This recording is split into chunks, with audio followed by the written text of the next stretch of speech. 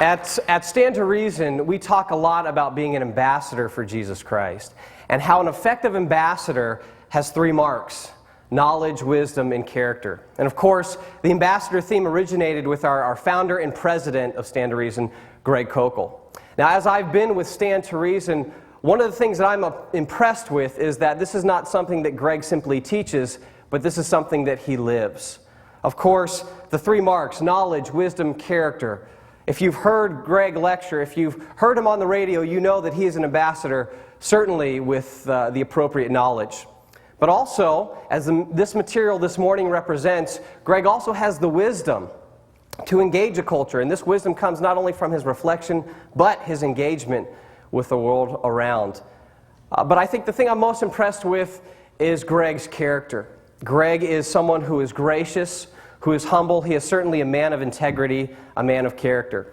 And so I want to introduce to you our founder and president of Stand to Reason, Greg Koukl. Thank you. Thank you very much. Thank you. You know, apologetics has a questionable reputation for some people. By definition, apologists defend the faith. They defeat false ideas. They destroy speculations and lofty things raised up against the knowledge of God. And you know, these sound like fighting words to a lot of people, you know. Circle the wagons, hoist the drawbridge, fix your bayonets, load your weapons, ready, aim, fire, you know. It's not surprising, then, that believers and unbelievers alike kind of associate apologetics with conflict. In their view, defenders of the faith defend the faith. They fight. They don't dialogue. There's another problem here in the 21st century and living in a postmodern culture. A lot of people who you talk to about arguments, the 21st century folks, when you go to evangelize them and you offer your arguments, they're just going to shrug their shoulders and walk away because they don't care about those kinds of things. Sometimes they do care about it, and they're not going to walk away. They're going to stand and fight. They think they know a few things, and so they're going to have at you. And you may discover all of a sudden that you've been overmatched, that you've met a frontal assault on a superior force, and then you retreat with your tail between your legs, never to be seen again. Well, I'd like to suggest to you a more excellent way. Jesus said that when you're sheep among wolves, that you should be innocent but shrewd. That instruction calls for a tactical approach, and that's the approach that we're going to talk about in these sessions together. Though there's a very, very real warfare going on, Paul calls it a spiritual warfare, I think our engagements should look more like diplomacy than combat. Now, this is the very first talk in a 6-session series, and I'm going to personally guide you step by step through the process. I'm going to give you a game plan in which you, as a good ambassador for Christ, can be a better diplomat, engaging people on things that really matter. This course is intended to teach you two very indispensable skills in defending your faith, what we call apologetics. First, I want to train you to maneuver comfortably and graciously in conversations with other people. I want you to be able to be at ease as you share your convictions and your values with them. But there's something else I want to teach you. I want to teach you the art of maintaining appropriate control, the art of staying in the driver's seat, so to speak, as you're having these talks with other people. Now, I realize that different people have different reactions to this idea, engaging non-believers about their faith. And some of you are raring to go, and some of you are saying, I don't know, not so fast. So I want to ask you a question. Do you enjoy getting into these kind of conversations? I see some of you shaking your head. That's why you're here. Some of you look forward to the opportunities, but some of you dread the task? Well, I want you to talk about that just a little bit. Each of you should have a notebook like this called Tactics in Defending the Faith. You can get it from your group leader. And it has all the exercises that we're going to be going through, plus all of the material that I'll be talking about as a comprehensive notebook. So I want you to turn to your interactive exercise on page 1, and I want you to find a neighbor, and I want you to go through this. And here's what I want you to do. I want you to check the box there that best describes your attitude about this whole enterprise. And here's the options. I relish the encounter. I'm willing, but I'm a bit nervous and uncertain. It really scares me, but okay, I'll try anyway. And finally, I usually try to avoid those conversations. Find the one that best describes your point of view, and then I want you to buddy up and explain your answer to the person next to you. Take about 2 or 3 minutes to do that. Okay, a few moments ago I made a comment about staying in the driver's seat. Let me give you an idea of what I'm talking about. What I mean is maintaining a certain level of control, basically.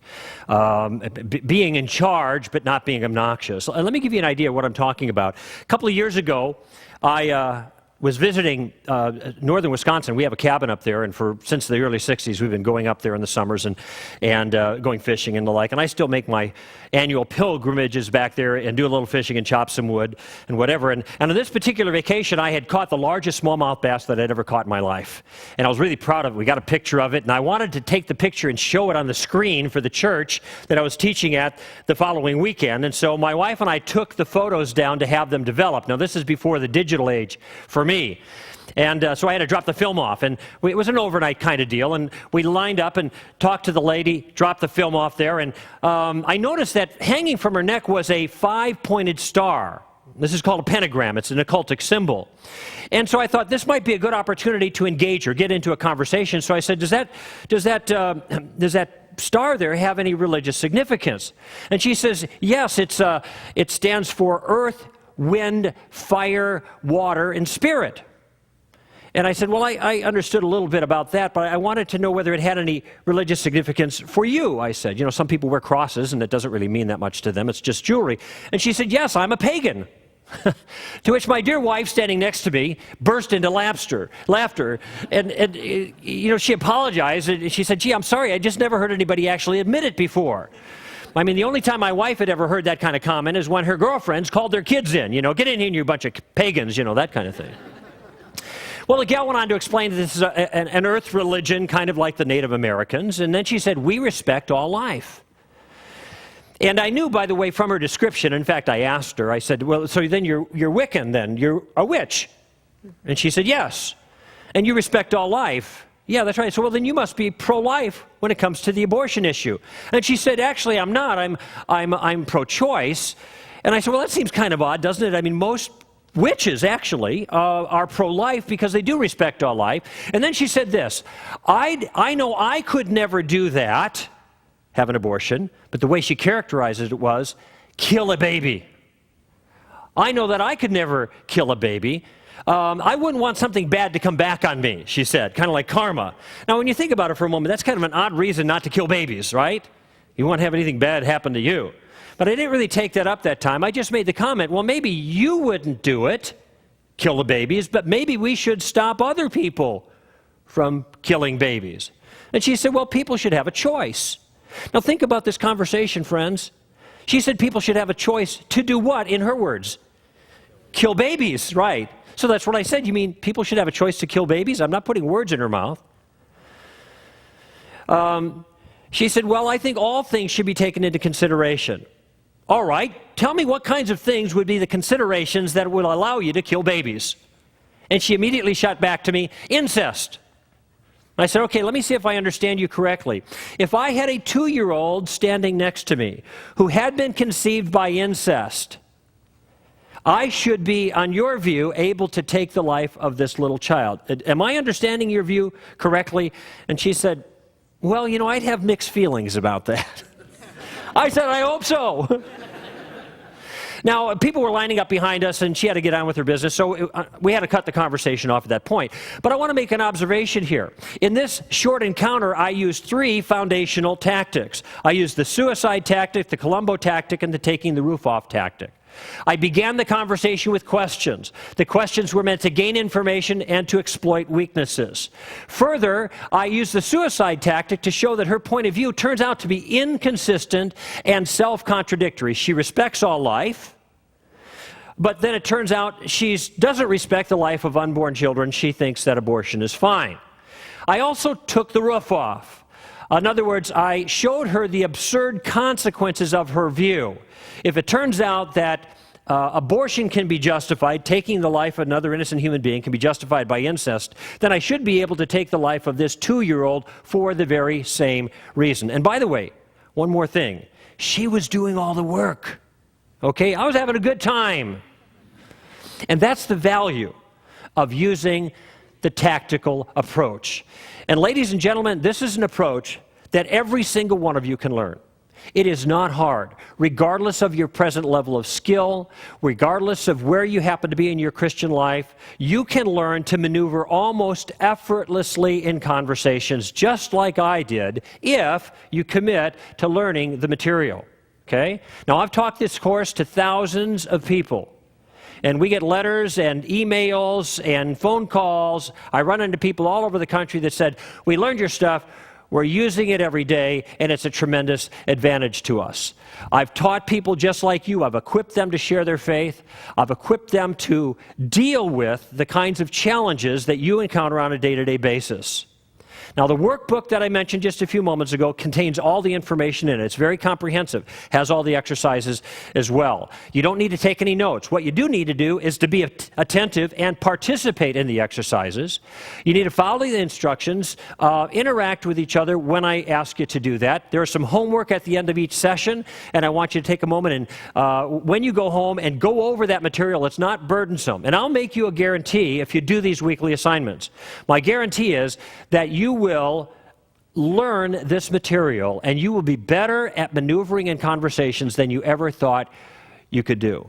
And the reason is because this course is an interactive course. We have lots of different things to do. We have interactive exercises, we have discussions, we have role-playing, we have quizzes, we have recall exercises, we have memory tools, we have directed reflection, we have games, we have competition. Just pay attention. Be here. Participate, follow the instructions, and complete the weekly assignments, and you will see that your ability to interact will be far better than you ever imagined. Now, I have 4 goals for this, our very first session, okay? First, I want to show you the value of taking what I call the tactical approach to discussing Christianity.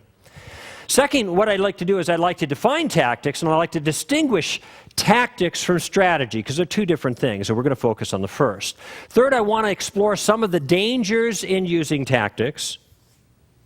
And finally, I want to introduce you to the first, and I think the most powerful and effective tactic, the one I use most often, quite frankly, and we call it the Columbo tactic.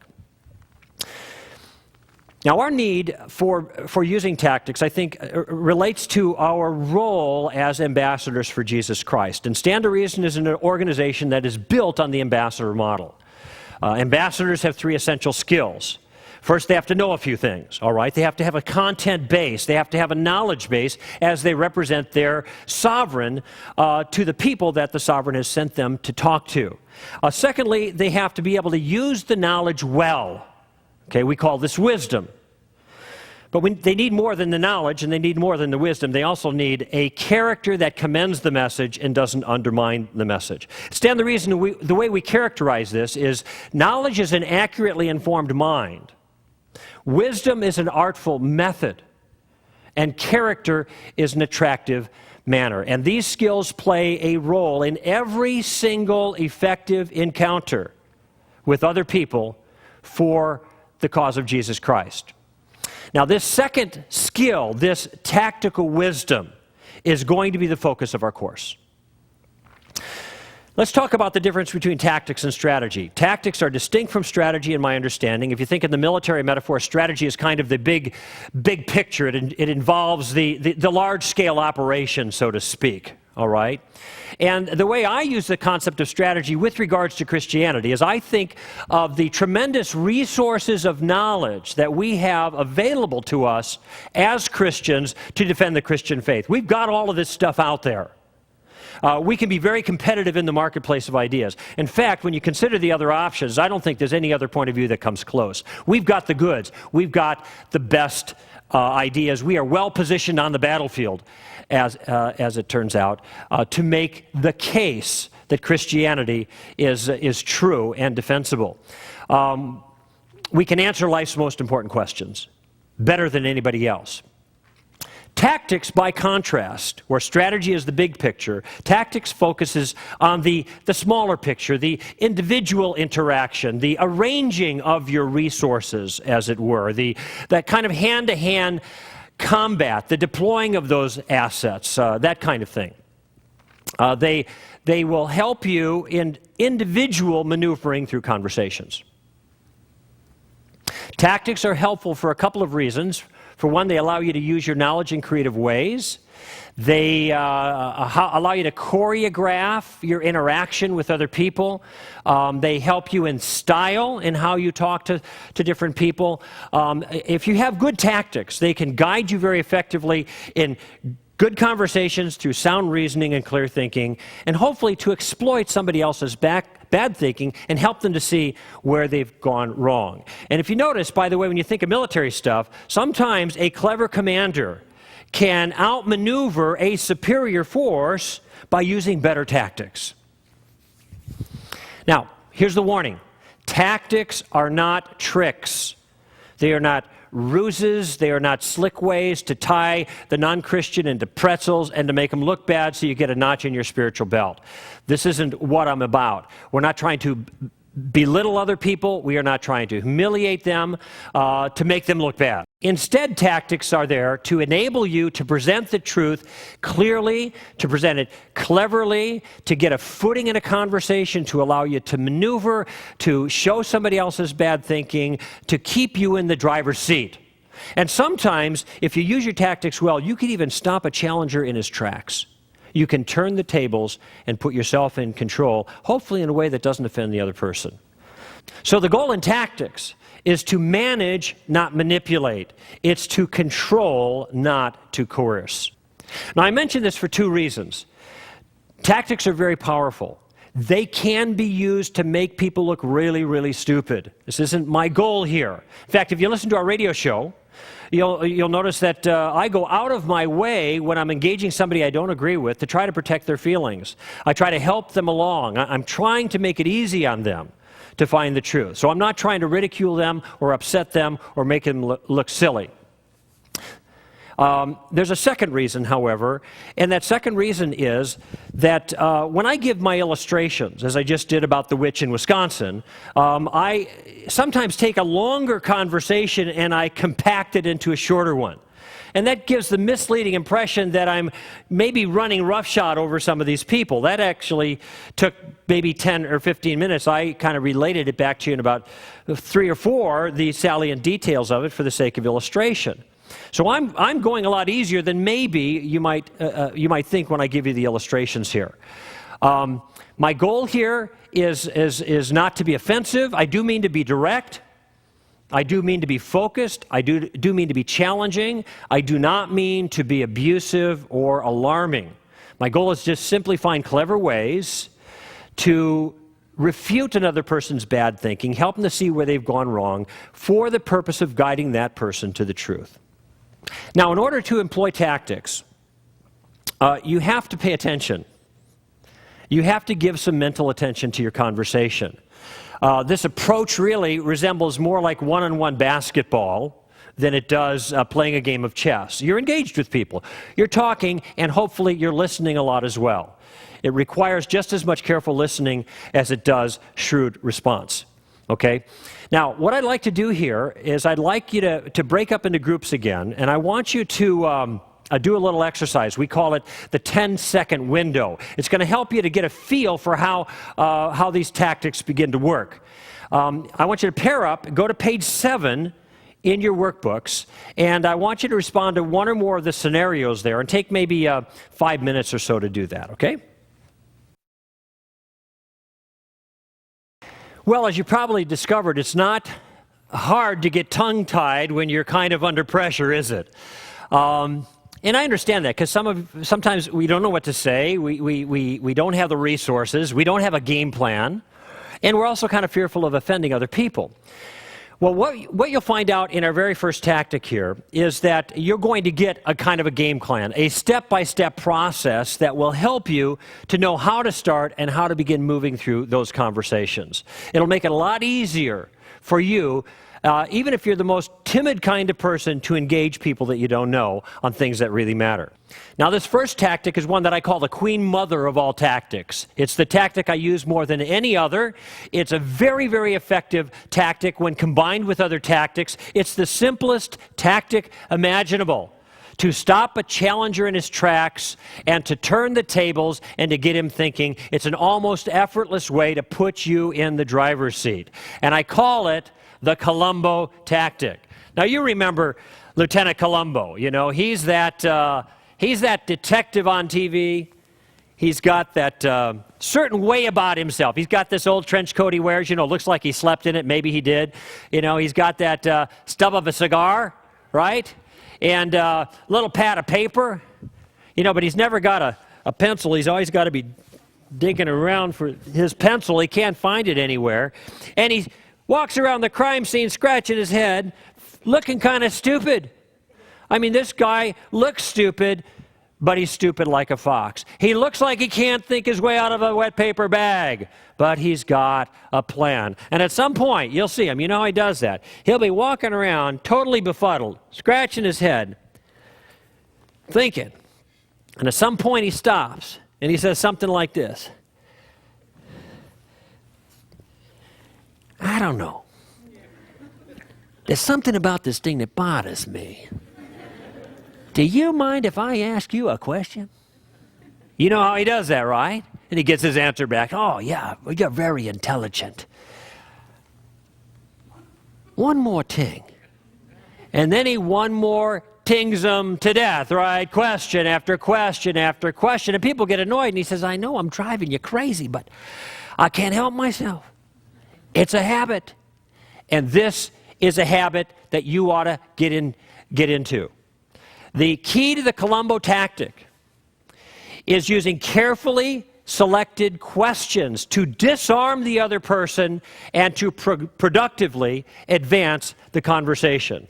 Listen, if you don't know where to go in any particular circumstance, you find yourself stonewalled, just ask a question. Never make an assertion when a question will do. Don't start preaching at somebody right away. Try to find some way to advance your point by using questions instead. And with a little planning and a little practice, this can become second nature.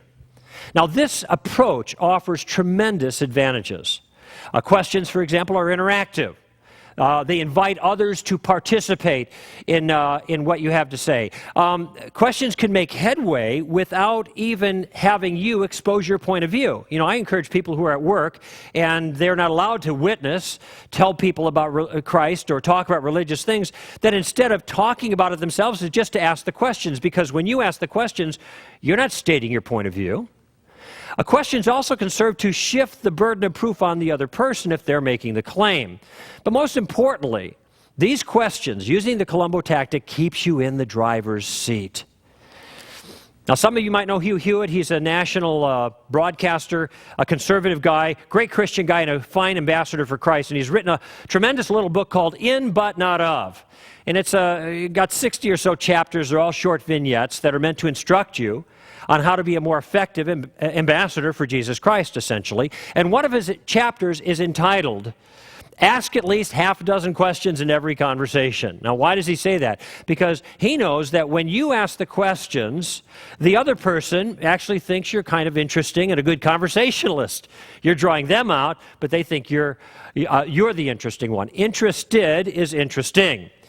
But secondly, when you ask the questions, you are the one that is in control. Now, what I'd like you to do is I'd like you to go back to your workbooks, and you'll find on page 10 an interactive there. And this is kind of a think, pair, share, where you think about it a little bit, then you pair up and you share with somebody what you've come to. I want you to talk to your neighbor, and I want you to take what I've just talked about. I just want you to recall it. Sum up the Columbo tactic in a sentence or two. Then take a few minutes and review with your partner exactly what some of the advantages of a tactic like this happen to be. Go ahead and take 4 minutes on that. All right, let's talk in more detail about the Columbo tactic. It actually has 3 different purposes. There are 3 ways that we use the Columbo tactic, and there are 3 different, in a sense, model questions that launch that particular purpose. The first purpose is to gain information. The second purpose is to reverse the burden of proof.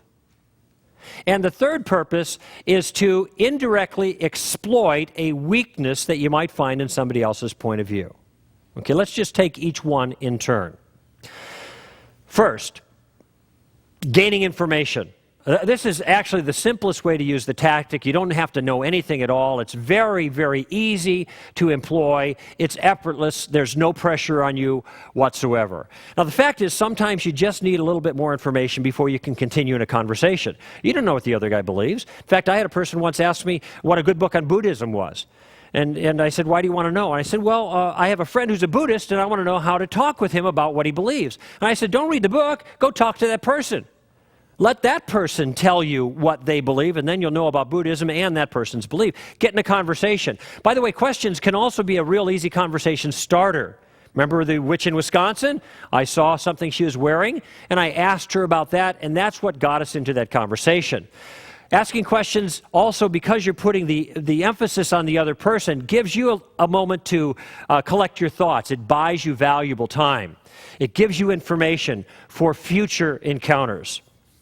Now, I mentioned that each of the purposes of the Columbo tactic has a different question. Here's the first question for the first purpose. Remember I said the first purpose is to gain information? Here's your question. Now, what did you mean by that? What do you mean by that? Or some variation. Okay? This is delivered in a mild, inquisitive fashion. The goal is to draw that person out. It clarifies their views so you get a clear idea of exactly what they actually believe. Now, this is important for a couple of reasons. One is not only do you gain information, but you're forcing the other person to be very precise about their point of view. It turns out that a lot of people object to Christianity with slogans that they've heard other people say, and they toss them out, and they never really thought through the issue themselves. Okay, and so when you ask this question, now what do you mean by that? It forces them to think about exactly what they do mean, and a lot of times it might be the first time that they've ever done it. Let me give you a couple of examples about how this might work.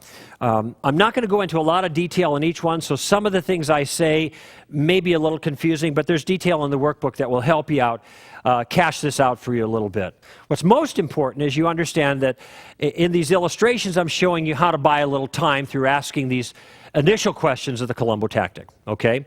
Here's some examples. When someone says to you, there is no God. Now, you could launch into a conversation about all your proofs for God that you learned in your books and apologetics or read on our website or something like that. But there's a better way. Why don't you first ask this question? What do you mean by that? Or specifically for this circumstance, what do you mean by God? What kind of God don't you believe in? If it turns out this person rejects the idea that God is some gray-haired man with a long beard sitting in a throne somewhere out in outer space, well, I don't believe in that God either. So I want to get a clear fix on that. When someone says all religions are basically the same, I ask them, what do you mean by that? Or more specifically, in what way are all religions basically the same? Now the point here is not to determine if there are similarities between religions. There are. That's not the important point. The point is to find out what the differences are. You know, some people think since there's the golden rule in every religion that they're all basically the same. And I'm quick to point out to them that that's just like saying that aspirin and arsenic are basically the same because they both come in tablet form. It's the differences that matter. Someone says to you, you shouldn't force your views on me. My response, what do you mean by that? Or, in exactly what way am I forcing my views on you right now? Actually, Christians aren't forcing their views. They're just contending for their views. Ours is a persuasive enterprise. We're not imposing, we are proposing. When someone says the Bible's been changed through all its translations down through the years, I want some more clarification about that. Because people make statements like that, they don't know what they're talking about. They haven't studied this matter. They just are repeating what they've heard other people say. Fact is, the Bible hasn't been changed. I know that because I've looked at the matter. So when they say such a thing, I ask them about that. What do you mean by that? How exactly has it been changed? Have you actually studied the transmission of the ancient texts? The important thing here is that in each case, you have them spell out exactly what their concern is. Make them give you some detail on this. Now, I want you to notice something. This Columbo tactic accomplishes a handful of very, very important things. First, it immediately engages the non-believer in conversation. All right? That's super. It's flattering because you're asking them their point of view. It draws them into the process. It shows genuine interest in that person. The third thing it does is it forces the non-believer to think about what they actually said. You know, a lot of people don't think about their points of view. And by the way, that's not just non-believers, it's believers as well. And so when you ask the question, what do you mean by that? You know, maybe they'll take a couple seconds to figure it out because they haven't thought it through. So give them a moment. It also, if they do respond with some content, gives you valuable information that helps you to know how to proceed in the future. But finally, this question gives you something very vital for our purposes. And what's that? Control of the conversation. And that's where you want to be. Now, be sure to pay attention to the response, all right? This is interactive. You're being alert. If the response they offer you is unclear, ask the question a different way. Say something like, well, let me see if I understand your point here. And then repeat back what you thought you heard them say to see if they got it right. By the way, don't let them merely repeat what they just said. All right? Sometimes we ask for clarification, they say the same thing over again. You're intolerant. What do you mean by that? I mean, you're intolerant. That's what I mean. What are you, deaf? I said, no, I heard you the first time. I'm just not sure what you have in mind by that because it could mean a couple different things, and so you're trying to draw that person out. Ladies and gentlemen, you can ask this question, what do you mean by that, all day long. You can ask this question until the cows come home. There's no pressure on you at all. This is very easy. Now, I'd like you to return to the exercise that you did earlier called the 10-second window, but this time I want you to use what you've just learned and apply it to those questions that you were struggling with just a little bit ago. You'll find the instructions on page 13 of your manual. Now, I want you to take about 5 minutes here, and then when you're done with that exercise, I want you to adjust for a new set of questions, specifically the challenges that you've been faced with recently. The exercise on page 14 will help you with that process. Go ahead and interact with a partner on that. Okay, let's review the main parts of what we learned so far. First, we learned the value of using a tactical approach. First thing we learned was that it's valuable to get in the driver's seat, and the tactics can help you do that. And they can not only get you into the driver's seat, they'll keep you in the driver's seat. Tactics also help you to maneuver in conversation so you can be effective in the face of opposition.